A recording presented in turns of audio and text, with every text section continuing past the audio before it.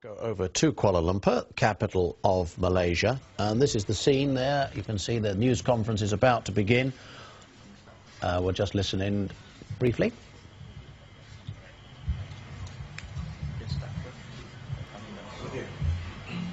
Good evening, ladies and gentlemen, members of the media. Together with us present today, Honorable Datuk Sri Shamsuddin Tun Hussein,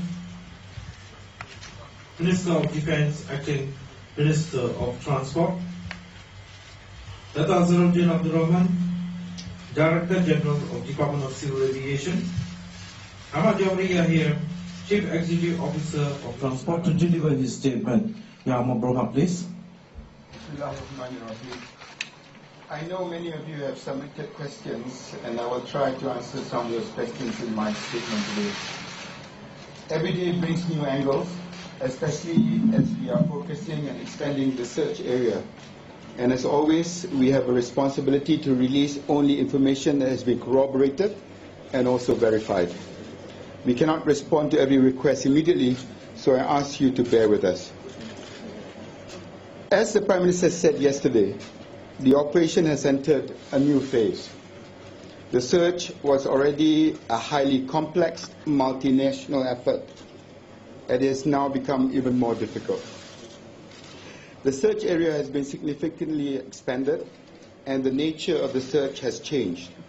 From focusing mainly on shallow seas, we are now looking at large tracts of land, crossing 11 countries, as well as deep and remote oceans. The number of countries involved in the search and rescue operation has increased from 14 to 25, which brings new challenges of coordination and diplomacy to the search effort. This is a significant recalibration of the search. The search and rescue operation continues to be a multinational effort, one led and coordinated by Malaysia. In the last 24 hours, the Prime Minister has spoken to the Prime Minister of Bangladesh, the President of Turkmenistan, the President of Kazakhstan, and the Prime Minister of India. Yesterday, the Foreign Minister of Malaysia briefed representatives from countries along the northern and also the southern corridors. At 2 p.m. today, the Foreign Ministry of Malaysia briefed representatives from 22 countries, including those along the northern and southern search corridors, as well as other countries that may be able to help. These include Kazakhstan, Uzbekistan, Kyrgyzstan, Turkmenistan, Pakistan, Bangladesh, India, China, Myanmar, Laos, Vietnam, Thailand, Indonesia, and Australia. Malaysian officials are requesting support from these countries as well as others. This support includes general satellite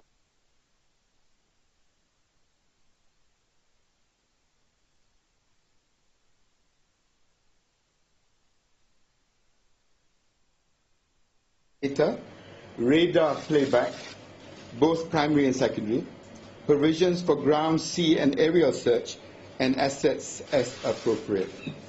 We are currently discussing with all our partners how best to deploy assets along the two search corridors. At this stage, both the northern and southern corridors are being treated with equal importance. We are asking countries that have satellite assets, including the US, China, and France, amongst others, to provide further satellite data. And we are contacting additional countries who may be able to contribute specific assets relevant to the search and rescue operation. Surveillance aircraft are required and maritime vessels are needed, particularly for the southern corridor. As the Prime Minister said yesterday, up until the time the aircraft left military primary radar coverage, his movements were consistent with deliberate action by someone on the plane. I cannot comment on speculative theories as to what might have caused the deviation from the original flight path, as I do not wish to prejudice the ongoing investigation. I understand the hunger for new details, but we do not want to jump to conclusions. Out of respect for the families and the process itself, we must wait for the investigations to run its course. The Malaysian authorities are refocusing their investigations on all crew and passengers on board MH370, as well as all ground staff handling the aircraft. Yesterday, officers from the Royal Malaysian Police visited the home of the pilot. They spoke to family members of the pilot, and experts are examining the pilot's flight simulator.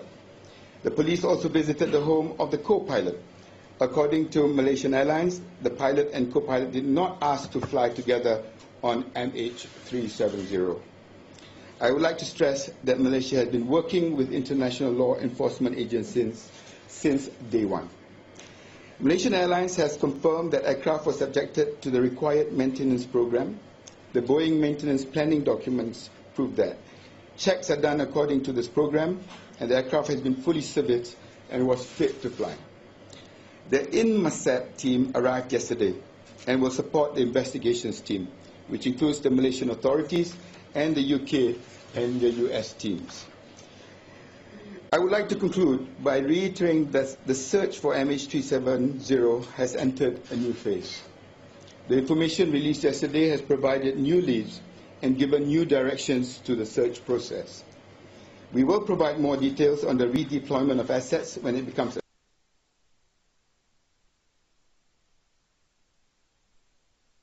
available.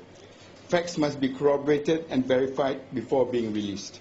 When possible, we will keep the media fully briefed.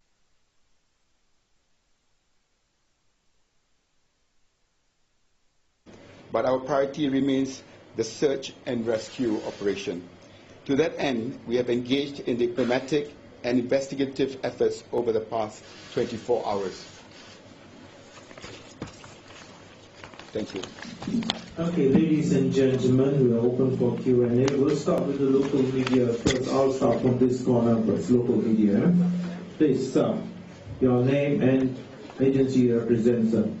Okay, Ismail dari Bernama. Ada dua soalan. Pertama, lokasi pesawat semasa kali terakhir dikesan satelit pada jam 8.11 pagi. Dan yang kedua, kepada Dato' Ahmad Jawari. Well, we're getting a question now, not in English, so just to sort of bring you up to date, if you're just joining us here on BBC News, this is a news conference going on in Kuala Lumpur, bringing us up to date with what is known. Not a lot is known, it has to be said, about flight MH370, disappeared a week ago, on a flight from Malaysia to China. The search, we are told there, by I think he's the chief executive of the airline, I believe that's who that is, saying the search has entered a new phase. An enormous number of countries now involved, more than 24. Actually, I gather it was the transport minister, or the acting transport minister, I say, the defence minister of Malaysia as well. 25 countries are now involved in looking for that plane, trying to discover what happened to it at the end. The Prime Minister of Malaysia has spoken directly to the leaders of 4 countries, including India, and called on lots and lots of help from right across the globe, from the United States, China and France, for satellite data.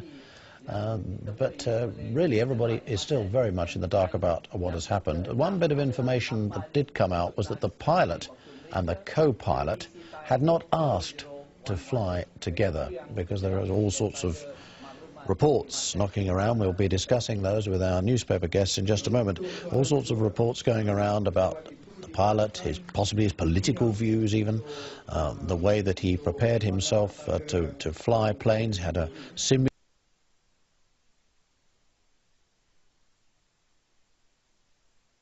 simulator at home, indeed. Somebody on that plane almost certainly knew exactly what they wanted to do. They wanted to turn off, and did turn off, all the identification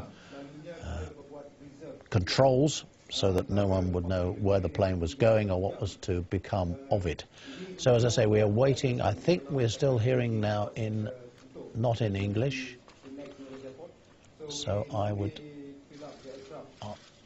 I think we've probably got as much information out of this news conference as we are likely to get now. Just let's hear if there's another question in English. Thank you. I'm Keith from BFM 89.9. This is to you, Dr. Sri. Yes. In your capacity as the defense minister, there's obviously been a breach in airport security, SOPs, as well as the nation's airspace security.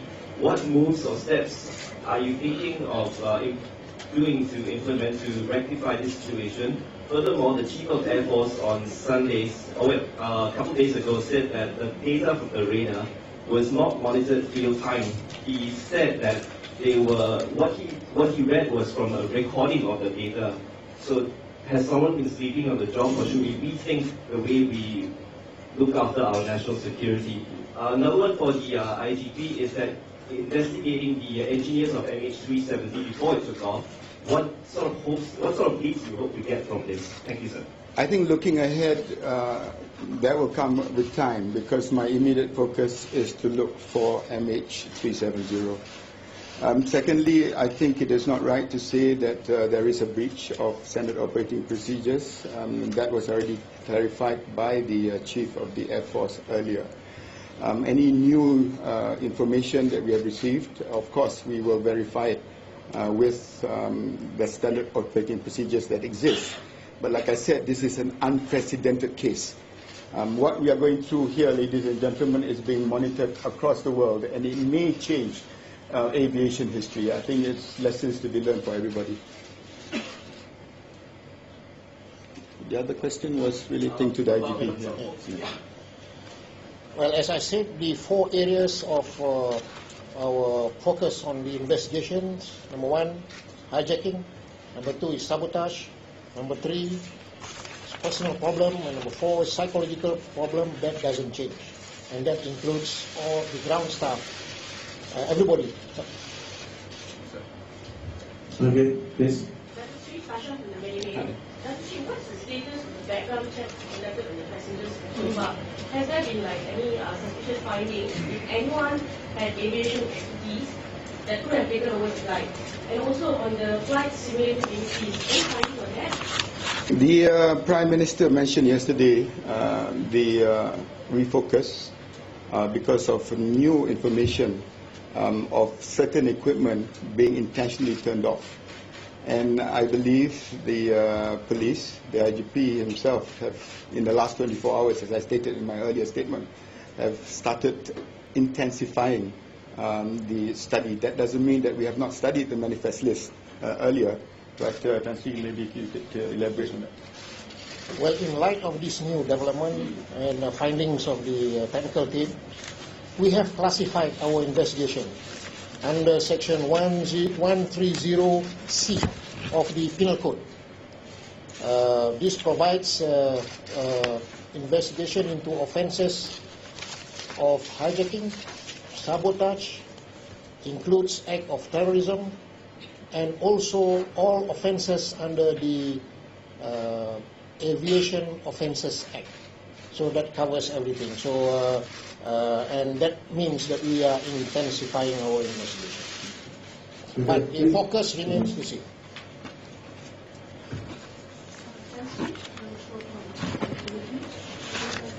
Could you speak up, please?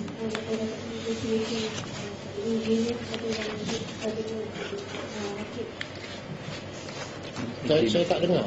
Could you speak up, please?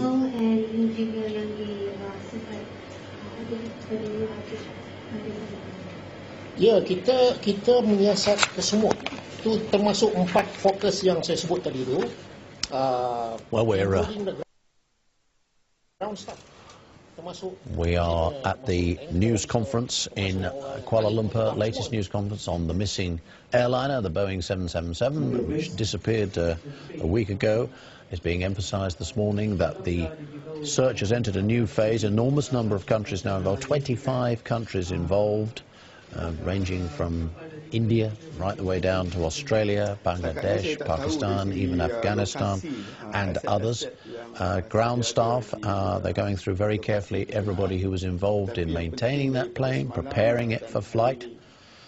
The military gentleman you see on the right of the screen at the moment was talking about the focus on possible hijacking or sabotage of the plane. It certainly looks as though this is very much more than just an accident, unexplained accident.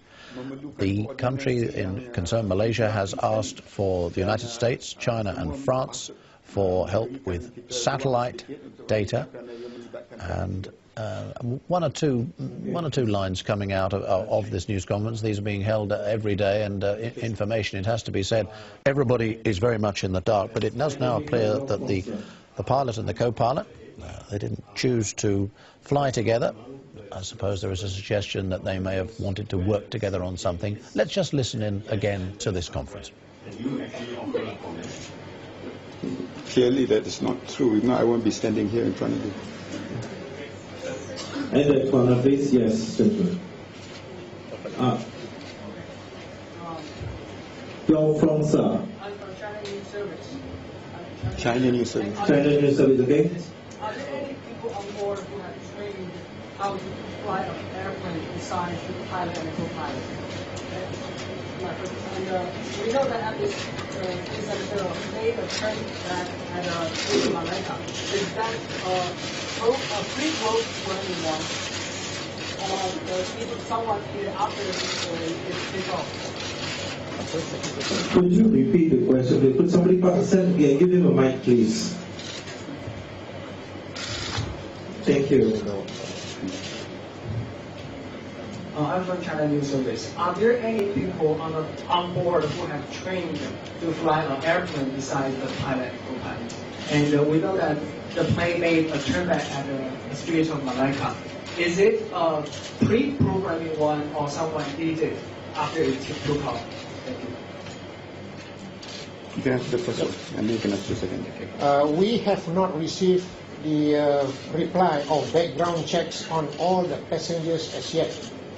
There are still a few countries yet to respond to our request for a background check. But there are a few intelligence agency, foreign intelligence agency, who has cleared all the passengers. The second answer is that the air turn-back was not predetermined. Thank you. Okay, please identify. No, it's for local media first. I want local media first. Okay, in front here. No, the mic, please. Sekarang provinsi dan cakap tadi passenger ni macam dah clear, so maksudnya sekarang fokus on the cabin crew and company delivery system. Saya kata bukan semua. Ada intelligence agency luar negara yang telah pun memberi clearance pada semua passenger. Tapi kita masih lagi menunggu lain-lain. Now this is part of the news conference now, not in English. We are just hearing now from a military chief on the right-hand side. Man just to his right is the Defence Minister, an acting Transport Minister, and he's had the most to say this morning. What we are clear about is the scale now of the search for this aeroplane. 238 passengers and crew on board it, flying from Malaysia to Beijing, disappeared completely. Apparently flew on for, well, some reports say up to 5 hours possibly, with all its communication systems that might tell anyone on the ground where it was. All those systems switched off. So you don't need to be a conspiracy theorist to imagine that something pretty awful was going on, whether it was a hijacking or something deliberate in the flight deck. One aspect of this that does seem to have fallen by the wayside for the moment, we haven't heard much about that, is the integrity of the plane, as it's called itself. Some suggestions that there's been some warnings that 777s had a possible weakness in the planes which needed to be kept an eye on. Let's go back to the news conference in Malaysia now. Around the world, and also other international bodies. We've been getting a lot of cooperation, and I think it is unprecedented the amount of people that have come forward to assist us in this exercise. Okay, on this side, please. Okay, we're going to open to foreign media after this. My question is going to Encik Ahmad Dwari. Regarding to now is the 9th day, how was the insurance compensation of the families? Right now, we are giving immediate financial assistance. We have not actually looked at compensation, until we know exactly what happened to the aircraft. Okay, now you give it to her,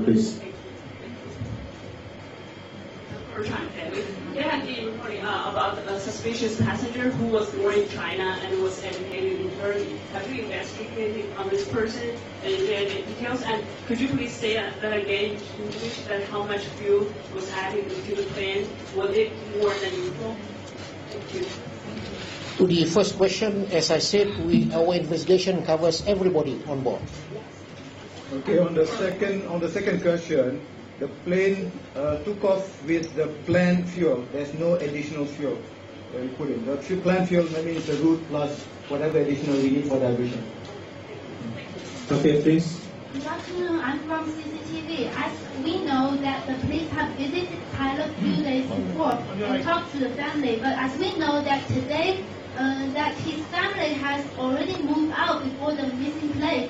So we want to know who are the police talking to the few days before. And the moving out is the routine or abnormal? And are there any specific evidence related to the pilot? I'm personally not aware of any. No. Nobody moved out.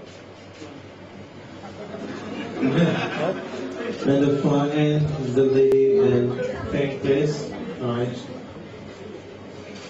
Hello, sir. You're live on Sky News in London. I'm not very much with your country. Thank you. I really do appreciate that. I wondered if you could perhaps outline in a little bit more detail what was taken from the pilot's home, potentially the co-pilot's home. And also, is it possible that the plane was transmitting while it was on the ground? That's what you can see from the data. On the first part of the question, we took possession of a simulator, of a flight simulator, and we have dismantled it from the home, and we have assembled it at our office, and we are getting experts to look at it now. Yes, it is possible for the aircraft to be transmitted on the ground as long as there's electrical power to the aircraft system. Thank you. Okay, please. Hi, over here, Transit Street Times. Can you tell us, has any group or individual made any contact with the Malaysian government, the airline, or any other authority to seek ransom or the release of prisoners, or to make any other demands over FHC that are? No, they have not.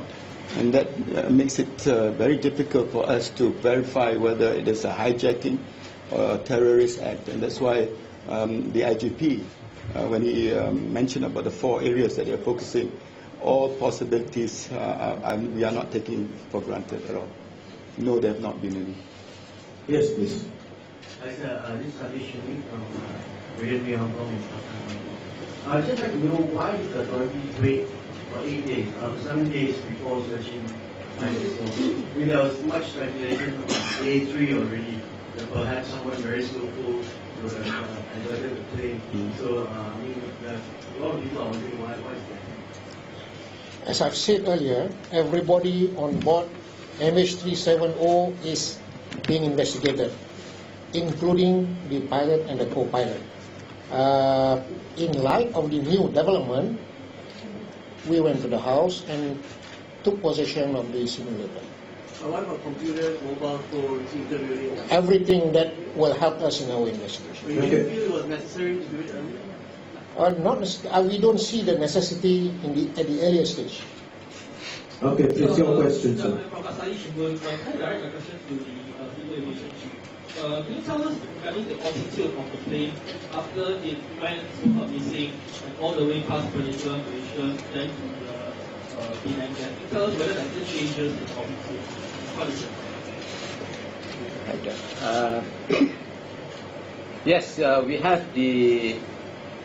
the information of the altitude by changes, but we are talking to the service provider for the radar system, whether that particular height of the aircraft can differ not because of the system calibration work on the system. So we are working with the service provider of that particular radar system. You have to understand that we had the primary and secondary information from the DCA, and then, as I indicated earlier, reaffirmed by the Prime Minister yesterday, that sensitive data from the military was actually revealed to the experts. This is not normally done, and if we did not reveal it, we'll probably be still searching in the South China Sea. Now we've got data from satellite imaging, and as I indicated earlier, we are now working with other third parties on all the possible information that would help us in this search. Okay, please.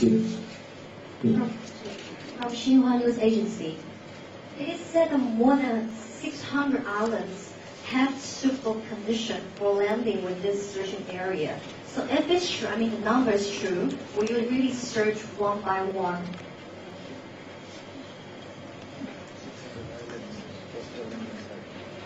We have identified 2 areas, 2 up, and we have given the chart to you yesterday. So both up on the north over the land, and the southern arc from the islands of Indonesia right to the southern Indian Ocean, and all that will be checked by the vessels and maritime vessels and aircraft that we are talking to the countries that should be able to help us in this. As I stated earlier, since yesterday, where we're now looking at the northern and the southern corridor. We're looking at a large tracts of land. We're crossing 11 countries, as well as deep and remote oceans. Though in a way it gives us some certainty to where we are looking at, but the areas concerned are massive, and that requires a lot of coordination with a coordinated approach with many nations, and that's what we've been doing since yesterday. Yes, please. I'm from NHK Japan. Sir, in investigating the passengers, have you requested one particular country for a background information of 1 or 2 passengers from other nationalities? No, I think we've treated them all the same. Yeah, but also in entering the new phase in this investigation, have you linked motivation, for example, to a certain corridor? If it's like suicide, it should go to the south. If it's crash to the south. If it has political background, it goes to the north. Do you make any associations? No, not at all. Next question. Pass over to the gentleman on the other side, please. My name is Kashif from Times Now in India. My question is for the police chief. Sir, you said about 4 possibilities. Former U.S. Deputy Secretary of State has said that this could be a 9/11 kind of attack in an Indian city. How would you respond to that? Well, anybody can say anything, but our focus remains the 4 areas. That doesn't change. And on top of that, when I say we classified it under Section 130C of the Malaysian Penal Code, that means the procedure under the SOSMA, or the Security Measures, Security Offences Special Measures Act, will apply. Yes, please. Hi, I have 2 questions. The first is, can you confirm that a recreation was staged with another 777? And what findings might have been found out if that recreation was staged? Also, what more do you know about the cargo that was on the plane, not just the baggage taken on by passengers? Do we know that cargo was screened? I think personally. First, I think you're referring to whether we actually trialed the flight profile on a simulator. Is that what you're saying? On the first question? A recreation of it. Did you try to reenact? Did you reenact the Yes, we flight did. on another 777? And what findings? Not another 777. We reenact the flight in the 777 simulator. So we did that, and it confirmed basically that could possibly be that 777. Okay, that's the first question. The first answer. The second one, we examined the cargo manifest. It carries no hazardous good. Please, sir. Is it all screened? Is it definitely all screened before it went on the plane? They should actually be checked and screened according to the standard procedure. Do we know for sure that? Yeah. Yes, please, sir. Thank you. Seth Joe with CBS News, United States. For the Inspector General, you mentioned that foreign intelligence agencies had cleared the backgrounds of the passengers. But with the lack of other information, a lot of attention is being paid to the pilots, the pilot and the co-pilot. Is that attention misplaced? And is there anyone else on board this plane who could have flown and could have disabled these communications routines? I said the passengers. On the crew members, the investigation is ongoing. But just to clarify that, the passengers' backgrounds were cleared by foreign intelligence agencies? What does that mean? Right. What does that mean? Does it mean that they're not being considered as... Yeah, there has been no negative records of them.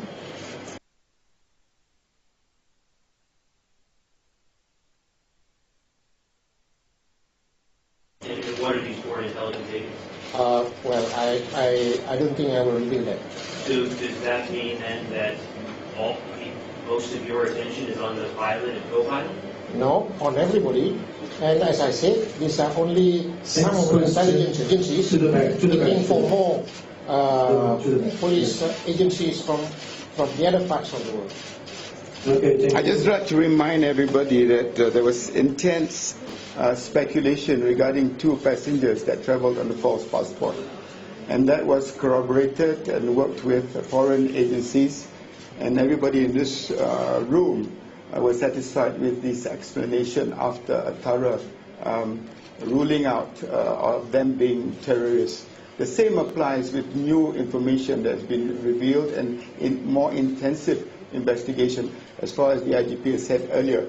It involves the whole list of passengers on the 4 areas that he is concentrating on. That includes terrorism, hijacking, personal problems, and psychological.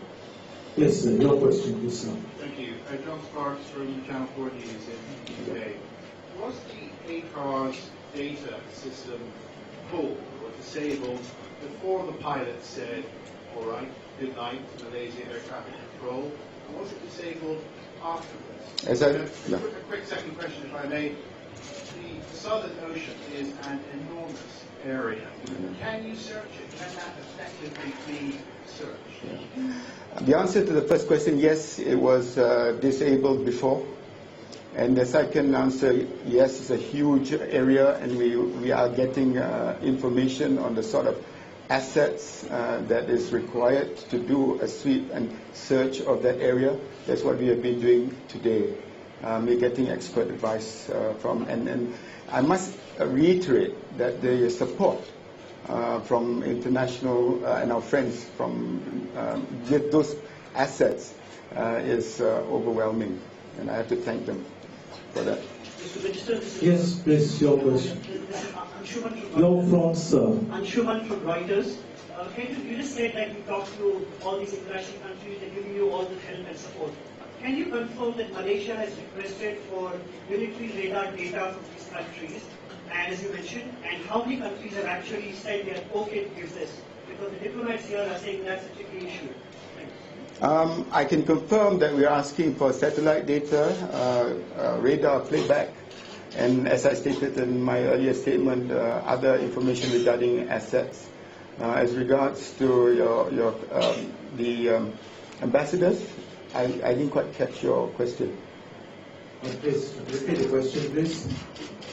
You said all sorts of information you're trying to get from your partners. What about the military radar data? Has any country accepted that they will provide you the data? No, I don't think we can divulge that at the moment, because even the Malaysian military data, as said, is sensitive to us, but we have taken that, putting that aside to search for that airplane. So I don't think I can speak for the other nations when it comes to that. As but Malaysia has done this, have other countries also accepted this? Well, the main focus is to find the aircraft, and I think any information that will help us without even revealing it to the media or to the public will be taken into consideration. Please, last question. The first question is about the 8 a.m. 11 o'clock the satellite. Can the location be confirmed? Is that besides the time, is the location confirmation? And that means the flight to the NH370 continue to fly until that time. Okay, what the experts have done, the expert means the US team and the UK team, they have done with the with the 6th handshake that was provided by the service provider, the satellite service provider Inmarsat. They have time and coordinate, and we calculated against one on the minimum speed the aircraft could fly and the highest speed the aircraft could fly from the last point of contact. And we have two routes, and in between is the arc at the 40 degrees where the satellite look down both sides, north and south. That's how it's been done. And the interesting point is that the US team make their own interpolation with their own way. The UK did on their own way. When we compare them, both give the same arc as been given to all the media yesterday. Thank you. To conclude for today, I'm just saying that the information that has been revealed yesterday covers a huge ground, and it is our hope that with that new information, parties that can be of assistance to us can come forward and help us narrow the search to an area that is much more feasible, and that's what we have been doing since last night. Thank you, ladies and gentlemen. Okay, thank you. That concludes the session for today. Well, that was the final words there from Hishmadim Hussain. He's the Defence and Acting Transport Minister of Malaysia, bringing to an end something like 35-40 minutes of a news conference in Kuala Lumpur. The latest that is known on the missing aircraft, the missing Boeing 777 airliner, gone missing for a week now with 238 passengers and crew on board. The emphasis today on the enormous search area now, the number of countries involved, the fact that satellite information from all over the globe is now being put together. One or two items that came out of the news conference: the pilot and the co-pilot did not ask to fly together. That's in case of people thinking of there might be some sort of conspiracy between the two of them to do something to this plane. It's not all the passengers on the plane have been checked thoroughly in terms of background checks yet, but of course an enormous number of them, so that will take a lot of time, one imagines. Ground staff are going to be talked to. Everybody who had maintenance of the plane, everybody who was concerned in preparing that plane. All sorts of intriguing little lines. Don't really help tell us what really happened, of course, yet anyway, but the plane could have been on the ground apparently when the last satellite signals, a very, very faint signals was sent. There was some contact with the plane in the 5 hours after all the main systems were apparently deliberately switched off, and the plane climbed from its normal altitude of around 30,000 feet to about 45,000 feet, and we now know that the search area has been enormously extended. Well, our correspondent Jonah Fisher is in Kuala Lumpur and can join me now. Well, Jonah, the main thing this morning, it seemed to me, was this vast search that is now going on, and I think one of the speakers said this could change the whole way that aviation operates in the future.